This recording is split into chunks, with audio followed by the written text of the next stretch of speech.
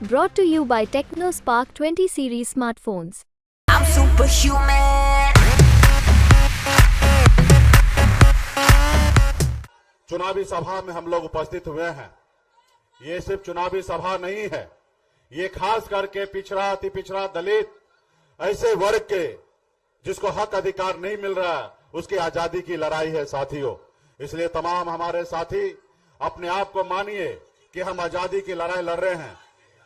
विजय सम्राट जी से मैं आग्रह करूंगा, इन्होंने कहा कि 5 किलो चावल दे रहे हैं, तो मैं कहना चाहूंगा कि ये 5 किलो चावल भी कोई अपने बाबूजी के खजाना से नहीं दिया जाता है।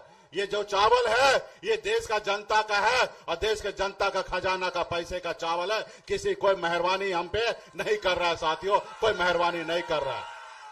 ये चावल ऐसे बट रहा है, ये कांग्रेस के टाइम से ही चावल बट रहा है, तेल बट रहा है, राशन बट रहा है गरीब लोगों के लिए, और हमें नहीं चाहिए।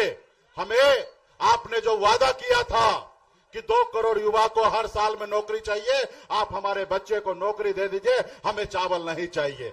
आप हमारे बच्चे के पढ़ने के लिए स्कूल बना दीजिए, हमें चावल नहीं चाहिए साथियों, चावल नहीं चाहिए। आप हमारे बच्चे के लिए हॉस्पिटल बना दीजिए इलाज कराने के लिए, हमें आप देश का सरकार का चावल नहीं चाहिए। तो इसलिए साथियों, ये सरकार जो है वो आपका नहीं है, ये गरीब पिछड़ा का नहीं है, ये अडानी अंबानी टाटा का है, ये गरीब पिछड़ा का सरकार नहीं है साथियों।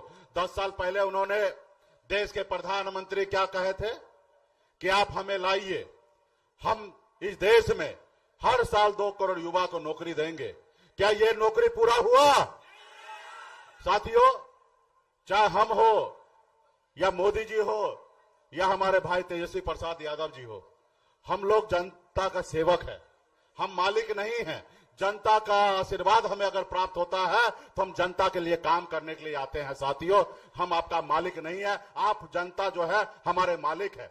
और जो नेता जनता से झूठ बोले, जनता को गुमराह करे, वो नेता कभी आपका नहीं हो सकता साथियों, वो कभी अच्छा नेता नहीं हो सकता। आज बताइए, मोदी जी ने 2 करोड़ युवा को नौकरी देने का काम वादा किया था, क्या वादा पूरा हुआ? तो ऐसे सरकार को बदलने की आवश्यकता है साथियों, ऐसे नेता को बदलने की आवश्यकता है, क्योंकि जनता ही मालिक है। आप देखिएगा, अगर सरकारी नौकरी में बहाली होता है तो 60 साल तक, जब तक उसका उम्र होता है तब तक वो सरकारी नौकरी पे डटे रहेंगे। लेकिन नेता को सिर्फ 5 साल का मौका मिलता है, और 5 साल में अगर अच्छा काम करेंगे तो जनता न्याय करेंगे और दोबारा उनको चुनने का काम करेंगे। अगर जनता के बीच में अच्छा काम नेता नहीं करेंगे तो ये जनता के पास अधिकार है उसको बदलने का। आपने 2014 में उनको लाया, लेकिन उन्होंने इतना झूठ बोला।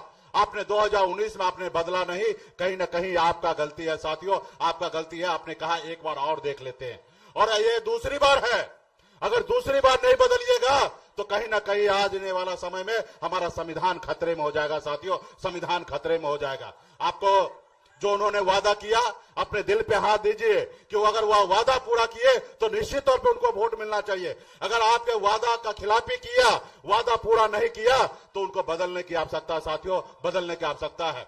आज मोदी जी देखिए, 75 साल की उम्र हो गया, इस उम्र में लोग खटिया पर बैठकर हरे रामा हरे कृष्णा कहता है, लेकिन मोदी जी क्या कहते हैं कि देश की जनता हमको तीसरी बार मौका दीजिए, हम फिर से प्रधानमंत्री बनना चाहते। अब बताइए, 75 साल की उम्र में तीसरी बार मौका चाहिए, लेकिन उन्होंने हमारे देश के युवा के साथ कैसा खिलवाड़ किया।